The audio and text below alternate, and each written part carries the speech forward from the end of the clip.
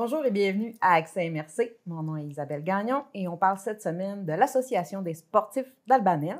Je reçois pour ce faire Isabelle Maltais et M. Jean-Baptiste Gagnon. Bonjour à vous deux. Bonjour, merci de nous recevoir. Ça me fait plaisir. Le club, je ne dirais pas le club, l'Association des sportifs d'Albanel, en fait, vous célébrez ses 50 ans cette année.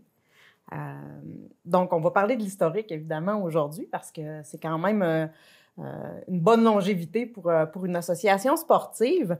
50 ans officiellement, mais en fait, ça existe depuis plus longtemps que ça, M.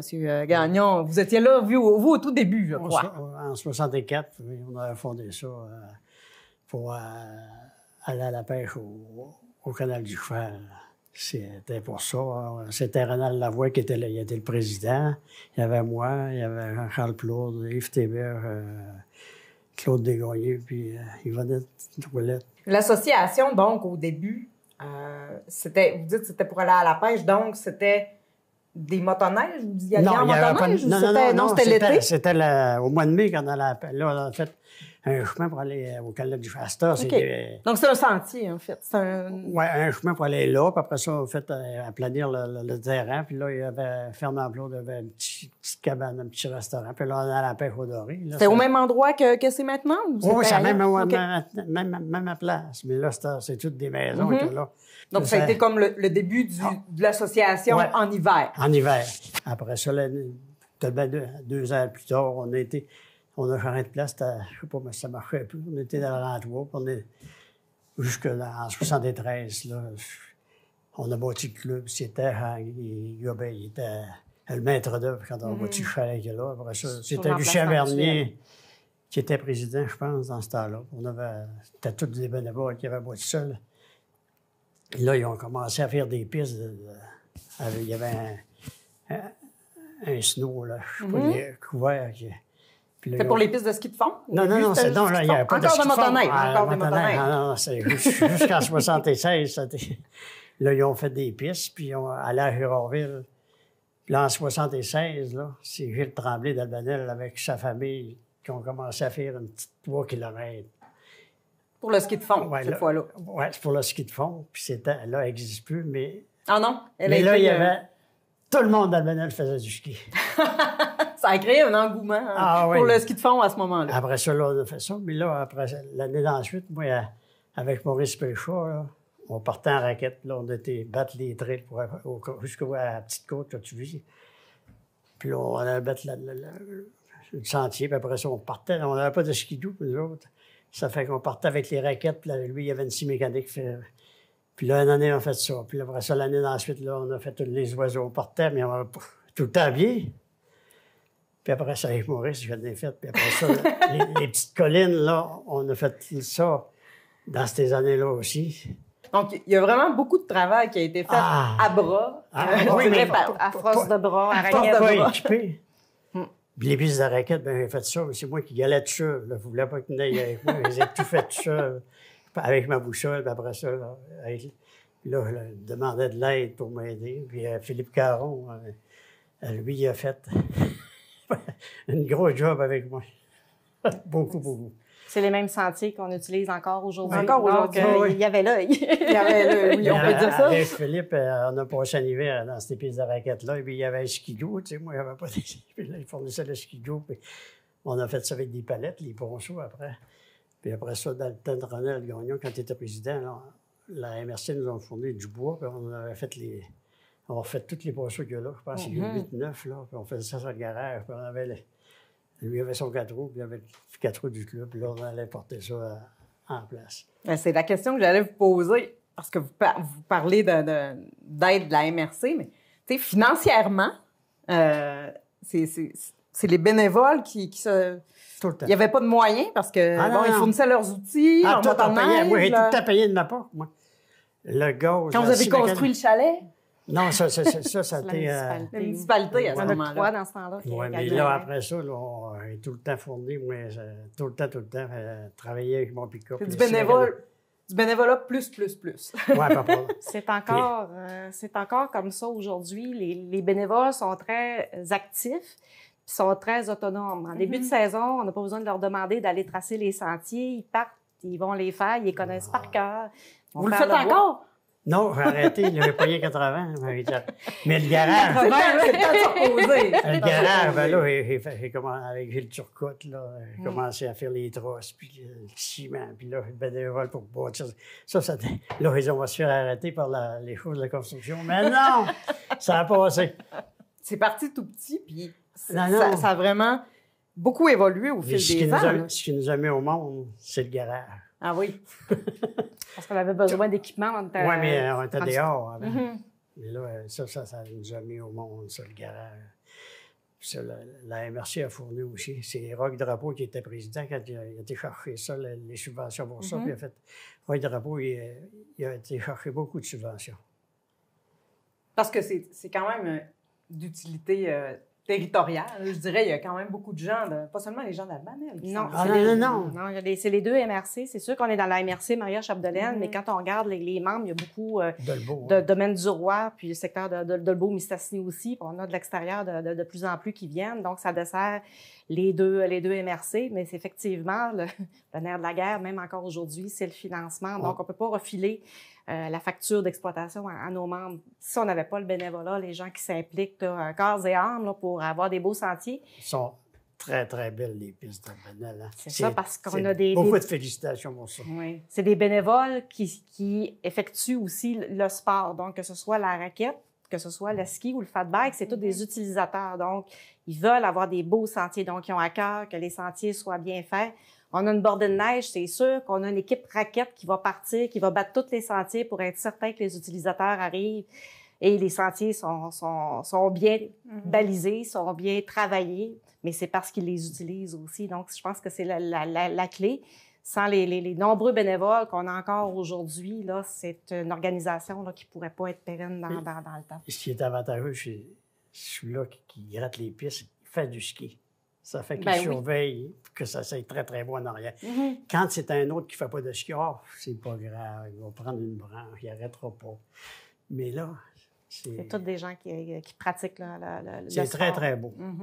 Je pense que les gens d'Albanel avaient inventé les saines habitudes de vie avant que ça devienne à la mode, parce que c'est des gens qui sont très actifs. C'est sûr que le mouvement nous a aidés aussi, là, parce qu'avec le grand défi, on a la petite XP qui nous permet d'avoir des skis pour les jeunes. On a eu un lot gratuit. Cette année, on a des raquettes qui nous ont été fournies pour les moins de 14 ans. Donc, ça amène des gens, ça amène des jeunes. Puis également, là, au fil du temps, il y a le ski, il y avait le motoneige à un certain moment donné, et il y a eu aussi... Le ski patin. Le ski de patin, oui. Ça, c'est en 90. Oui, à peu près dans les années 90. Ça, c'est Christian Paré qui a commencé ça avec Gaby Saint-Pierre, là, puis Jacques Buchère. Moi, je n'ai pas commencé à faire du ski de patin au début. J'ai commencé en 80. Mais essayez pas de le suivre aujourd'hui. Mais vous en faites encore. Depuis 96, je n'ai pas arrêté. J'ai du cardio encore, j'ai pas de mal. Je vais avoir 82, là, puis j'ai pas de mal. C'est impressionnant. C'est pas une blague d'essayer de le suivre, là. C'est un défi. Donc, quand le ski de patin est arrivé, ben, il a fallu élargir les sentiers. Oui, parce que c'est pas les mêmes pistes. Oui, mais ça, c'est Christian Paré qui était...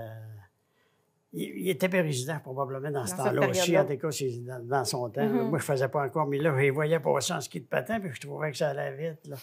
Mais là, quand j'ai commencé, j'ai eu de la misère. Je savais pas faire tes skis. Hein. Puis là, moi, je mettais de la cire, mais là, je la laissais là. Mais là, il fallait que tu l'enlèves. Mais j'ai dit, à gauche, je mets de la cire, puis il l'enlève. Ça n'a pas de bon sens. Mais là, personne dans ce temps-là, c'était sacré. On faisait des compétitions dans les Alma, Saint-Félicien, Dolbeau, puis c'était... En tout cas, c'était sacré, ça. Des secrets de partage. Ça fait que le monde gardait le secret. C'est ce qui fait, je dirais, la richesse à Albanel, c'est que c'est des sentiers qui sont accessibles. Donc, quelqu'un qui débute ou qui veut essayer le ski de patin peut l'essayer. Ceux qui sont plus habitués font plus de distance. Puis comme la configuration des sentiers, c'est des boucles, on peut décider d'aller dans une direction, aller dans l'autre. Une journée, on se rend compte qu'on est mis au soleil, on choisit le sentier face au soleil, on choisit celui qui est plus à l'ombre. La configuration des lieux le permet. Donc, c'est accessible pour tout le monde qui veut l'essayer. Ceux qui, aujourd'hui, veulent essayer le ski de patin peuvent faire la location, l'essayer. Il y en a des fois qui ont des skis de patin, mais ils veulent essayer le classique parce qu'ils ne l'ont jamais essayé. Ils peuvent venir louer des skis parce que maintenant, on a suffisamment de skis pour en faire la location. Fait que les gens peuvent venir l'essayer. Fait qu'on a de la clientèle qui débute, des petites familles avec des enfants. On a des refuges qui sont à 1,5 km. Donc, c'est juste assez pour que les jeunes puissent faire la distance. Puis l'objectif, c'est d'aller au refuge. Il y en a un autre qui est au 3,5, puis il y en a un qui est au 7,5. Donc, un refuge à chaque endroit en fonction des capacités de chacun. Donc, tout le monde peut y trouver son compte. Donc, ça permet là, à tout le monde de l'essayer. Comme M. Gagnon nous dit, lui, essayer le patin, puis il y a eu la piqûre. Oui. Mais là, il y a de plus en plus que le monde en revienne au ski classique. Il y a des pots, hein, puis le classique, c'était de farter les skis. Puis là, il y a beaucoup de monde. Là, il y a plus de fartage à faire. Puis, parce que, comme nous autres... Allez-vous revenir au ski classique? C'est pas facile à répondre, hein? C'est facile. Pas pour le moment. Parce que c'est deux styles de ski, mais il faut savoir, quand on a les deux équipements, ben, quand il fait très froid ou quand on a une nouvelle neige, le classique, c'est... Mais j'ai mon équipement classique encore, mais... La porte n'est pas fermée. On sent qu'il y a encore peut-être... Mais là, moi et ma femme, on va surtout au 7,5. Il n'y a pas de côte, c'est moins dur pour nous autres. Il y a un petit poêle, on se chauffe là tout le temps, on arrête là, on mange là, on arrête à peu près 1 heure, puis là, on revient à 7,5. Tu sais, ça nous repose. Ouais. C'est facile de passer une journée au complet. Oui, il y a oui, mais nous autres, on fait ça souvent. Ma femme, on part en raquette, on va dîner là. On vient, ça fait un exercice. J'aime autant faire de la raquette, pas mal faire de la raquette aussi. C'est une autre vision du terrain. De la nature, parce qu'on est sous couvert forestier. C'est plaisant parce qu'on a la vue sur la nature, on a nos petits animaux, la faune qui est présente.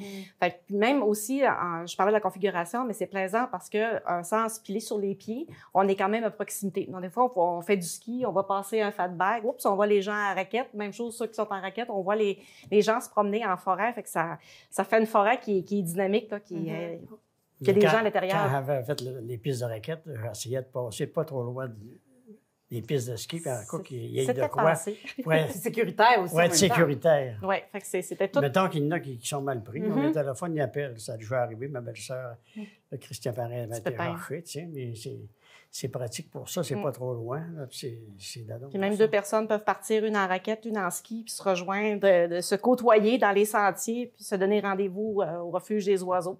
Il y a des gens qui passent comme M. Gagnon là, toute la journée là, à faire de refuge à un autre en fonction de la température et en fonction du sport qu'ils veulent pratiquer. On a des beaux petits chalets. Tu déjà été? Oui, monsieur. Donc, on peut se réchauffer. Ça permet de prendre des repas. Comme là, pendant la période de relâche, on a beaucoup de petites familles qui viennent pour prendre un petit goûter là, dans les refuges. Les jeunes apprécient vraiment beaucoup. Le bois est là. Les briquettes sont là. Les allumettes sont là. Il reste juste à en profiter. Parce qu'on a des gens qui, en début de saison, vont nous avoir fait du petit bois. Ouais. Ça, c'est quand je vous disais qu'ils sont autonomes. Une autre tâche bénévole. Mais là, c'est pas moi, là, c'est Mario. Mais d'autres bénévoles. Pareil, là, puis on fait ça avec un autre. Fait qu'on on débute la saison, le bois est à sa place, les briquettes sont là. Fait que quand je dis qu'ils sont autonomes, même si je suis la présidente, et des fois, il y a des gens qui travaillent, puis j'en ai pas toujours connaissance, mais on sait que quand on démarre la saison, tout est prêt. Tout est prêt. Ça, le monde qui font ça, là. Ils ne sont pas payés, mais ils adorent ça. Oui. C'est parce qu'ils aiment ça. Moi, j'ai toujours aimé ça. C'est pour ça qu'ils vont encore. Isabelle, ça fait 2 fois que tu précises, que tu mentionnes le fat bike. Oui. Donc, il y a du fat bike aussi. Oui, depuis 2000, ça fait 3 ans qu'on a mis en... 4 ans qu'on a mis en place des sentiers de fat bike qui ont été développés pour la pratique de ce sport-là aussi, qui est en développement. Il y a beaucoup d'adeptes. On se fait dire qu'on a des beaux sentiers, que le tracé est très, très beau aussi. Okay. Il est différent de celui du ski, mais les gens sont présents, mais il y a de plus en plus d'adeptes qui viennent faire leur tour là, pour la pratique du sport. Puis même, il y a des gens qui font le ski le matin, le fat bike en après-midi. Ils font les 2 sports dans la même journée. Ils sont capables. Oui, parce que c'est ça, les sentiers sont accessibles. Puis quand il fait beau, rester dehors, là, quand on est bien habillé, là, il n'y a pas de mauvaise température, juste des mauvais vêtements. Donc, les gens gens en profitent. Puis je pense que le tracé a été bien fait aussi. On travaillait fort sur la signalisation, donc c'est à voir. Il n'y a pas de location de fat bike. Actuellement, on en a un qui est sur réservation. Donc, si vous allez sur le site de l'Association des sportifs, il y a des plages horaires. Parce que c'est plus compliqué, un vélo. Il faut quand même le mettre en fonction de la physionomie de la personne. Donc, c'est quelqu'un, on a 2 personnes. Il y a Hugo Girard puis Danny Bonneau qui font mettre le vélo en fonction de la physionomie des personnes qui vont louer. Et je vous dirais, j'ose pas trop avancer de pourcentage, mais quand les gens l'essayent, habituellement, ils vont l'acheter.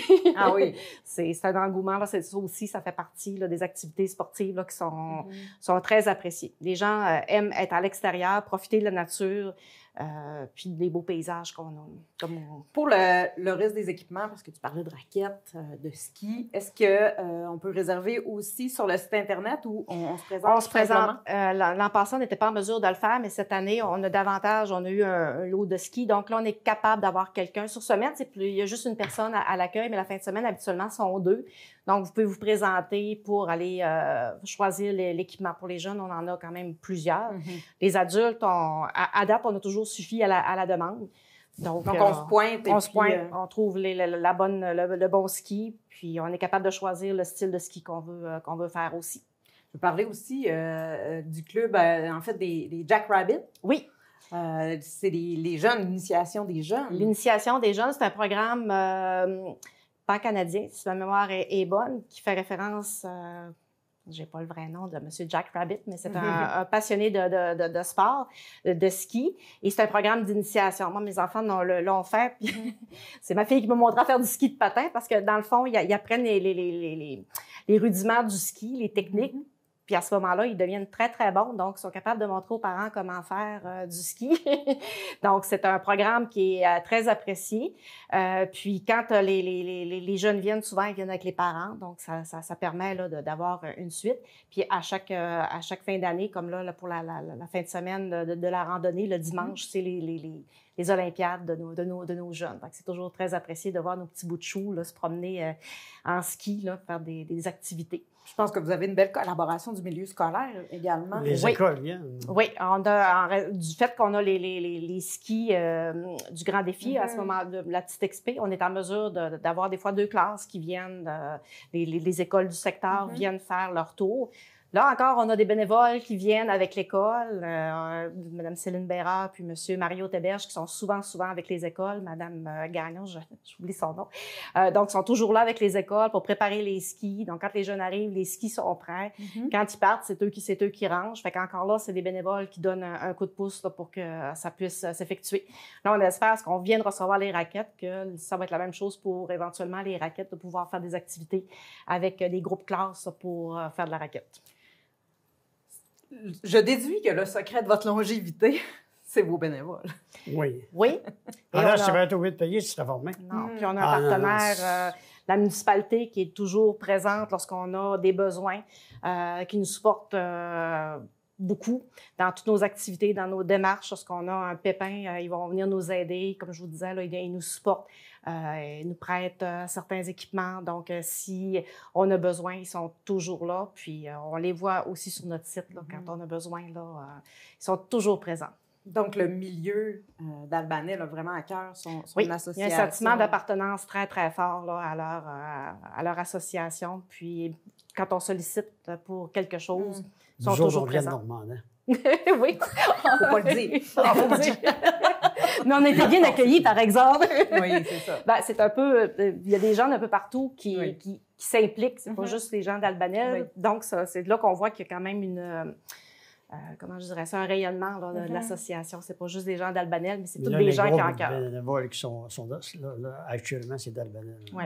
Il y a un noyau dur. Le noyau fort est à Albanel. Les gens sont autour, s'y impliquent. On revient sur le 50e, évidemment. Oui. Il y a des activités qui s'en viennent. Oui, dans la fin de semaine du 15 mars prochain. Le samedi, c'est la randonnée Daniel Bluteau. Comme à chaque année, ça fait 25 ans qu'on la présente. C'est une activité, c'est une compétition, mais elle porte le nom de randonnée. Donc, les gens qui veulent un chrono peuvent y aller. C'est la finale régionale des compétitions de ski de fond. Puis ceux qui veulent la faire pour le fun peuvent le faire aussi. Là, c'est un appel à tous.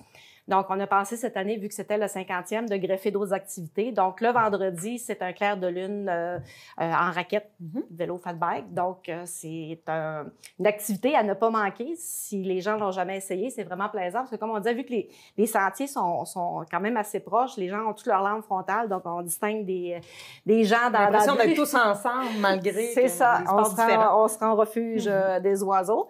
Le samedi, comme je le disais, c'est la randonnée de Daniel Bluteau qui va se tenir. Et le soir, on a un souper fesse de bœuf à la salle communautaire d'Albanel pour souligner là, nos fondateurs, ceux qui ont... Si les conditions sont bonnes, c'est-à-dire je leur fais la compétition. Oh! Ah, fait que c'est un défi lancé. Non, mais là, attends, faut que j'essaye. Des bonnes conditions, oui, parce que des fois, il pleut, des fois, il fait très froid. Mais là, depuis ça fait 2 ans qu'on l'a déplacé, puis l'an passé, on avait eu vraiment de belles températures. Mais là, ça regarde pour que ça se fait beau. Oui. Il faut s'inscrire pour toutes ces activités? Pour les activités, le vendredi, non, c'est pas nécessaire. Le samedi, la compétition, les inscriptions se prennent sur place avant la compétition. Pour le souper, on demande de faire des réservations. Vous pouvez le faire sur le site Internet, appeler au centre ou via les membres du CA. Donc, c'est sûr, pour le souper, il faut réserver. Et le dimanche, c'est une activité familiale. Comme je mentionnais tout à l'heure, il y a les Olympiades de nos jeunes Jackrabbit. Et dans l'après-midi, il y a plein d'activités pour les jeunes et moins jeunes avec la partie de sucre annuelle qui a toujours eu lieu depuis des années. En passant, c'est Alain Lambert et Rachel Lavoie qui ont décollé ça, le Jackrabbit avec Monsieur Roch Drapeau aussi. Fait que c'était Alain puis Mme Rachel. Fait que ça aussi, c'était autres qui ont... Alain, il était... Puis aujourd'hui, très, très bon. C'est encore des parents qui tiennent cette organisation-là je ne serais pas à bout de bras, mais à cœur pour les... Ça prend du bénévolat. Oui. On a parlé beaucoup, justement, des bénévoles. Comment ça fonctionne, l'association, pour le membership? Est-ce qu'il faut être membre pour y aller? Tout le monde peut...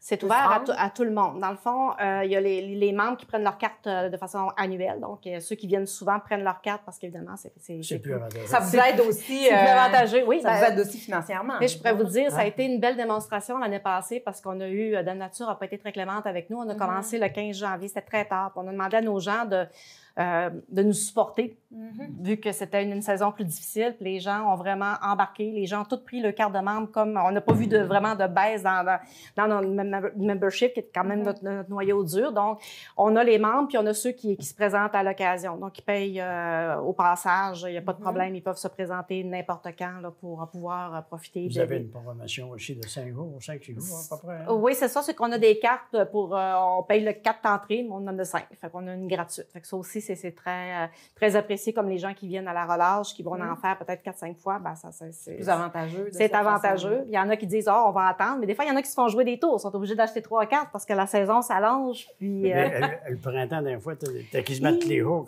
Oui, le printemps, des fois, nous réserve des belles surprises. Puis c'est une je dirais des surprises aussi qu'on a eues parce qu'avec les changements climatiques, on s'entend que on gère plus un centre de ski comme on le faisait autrefois. L'an passé, ça a été difficile avec le manque de neige, mais on s'est rendu compte que notre sentier qui mène à la 9e chute, là, qui est asphalté, qui est la véloroute, nous a permis de garder la neige beaucoup plus longtemps en raison de l'asphalte. On avait eu de la pluie. Puis ça nous a permis de faire du ski très longtemps. Donc maintenant, on le fait différemment. On n'attend pas que tous nos sentiers soient prêts pour débuter la saison. Maintenant, on le sait, il y en a un qui est prêt. Vous l'ouvrez. On l'ouvre parce que la familiale, par exemple, est sous couvert forestier, donc c'est un petit peu plus long.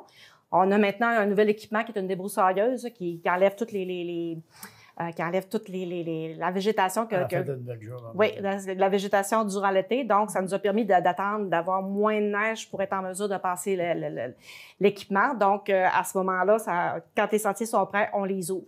Aussi, ça demande l'adaptation pour nos utilisateurs quand on leur demande de ne pas utiliser les sentiers parce qu'il y a un redout. Toujours impatient. Si on envoie un mot en disant, s'il vous plaît, ne pas utiliser les sentiers pour conserver notre couvert de neige, les gens écoutent. Donc, c'est comme ça qu'on réussit à étirer les saisons et à nous permettre de faire du ski de qualité. Parce que l'an passé, on n'avait pas beaucoup de neige. On sauve un mois et demi. On fait un mois et demi de plus de ski avec la piste de Neuve. En passant de la piste de Neuve, c'est Gabriel Saint-Pierre qui a fait ça tout seul, qui l'a bouché tout seul. Puis le tracé, c'est Christian Paré qui l'a fait. C'est encore le même tracé de la véloroute qui est utilisé. Gabi, c'est lui qui a fait ça tout seul. Puis ça lui a pris pas mal de Quand temps. on disait qu'il y a eu beaucoup de travail, Oui, ça a été... d'huile de coude, D'huile de coude, puis une vision. une vision aussi. Puis en plus, là, la piste cyclable, puis l'asphalte, elle est là-dessus, puis elle bouge pas pendant tout, c'est Non, beau. Mais c'est nous ça, autres, c'est ça. on n'est pas loin, on y va souvent. Donc, on a des projets qui s'en viennent aussi. Il y a du développement qui va se faire. Donc, je vous dirais là, que c'est pas les attraits qui manquent ou les activités là, qui vont manquer dans les prochaines années. Vous avez combien de membres actuellement? C'est un peu difficile de les cibler parce que, par exemple, j'ai fait le calcul rapidement, on a une cinquantaine de passes familiales, donc au moins 2 personnes dans la passe. Des fois, il y a 4, des fois 3 enfants, donc c'est difficile de chiffrer. Mais ça se maintient toujours dans le temps, même ça monte. Et là, évidemment, avec le fat bike qui s'est ajouté, on a d'autres membres. Il y en a qui ont le fat bike, qui ont la raquette, puis ils ont le ski. Fait que c'est un peu difficile, mais on doit être au-dessus de 250. Les individuels, il doit y en avoir plusieurs aussi. Oui, hein? les individuels, on frôle le 80. Fait que on a 300 personnes faciles là, qui Il y a des journées, il y avait 115, 120 personnes.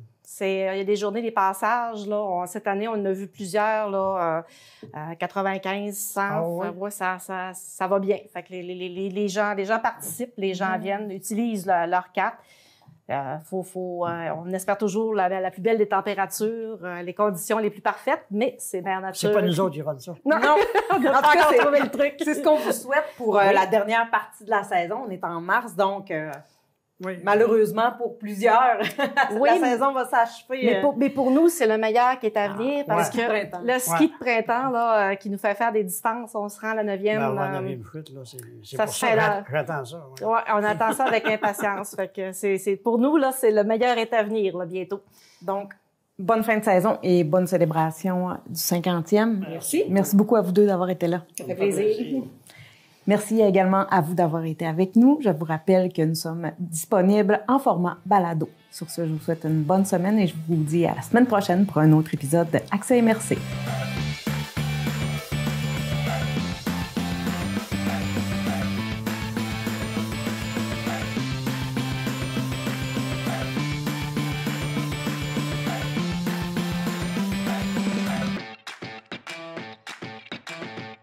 La télévision communautaire autonome parle des enjeux locaux, donne une voix aux citoyens et citoyennes en plus de faire rayonner les talents d'ici. Accessible à tous, elle appartient à la communauté et donc à vous. J'ose ma télé communautaire, mon média de proximité.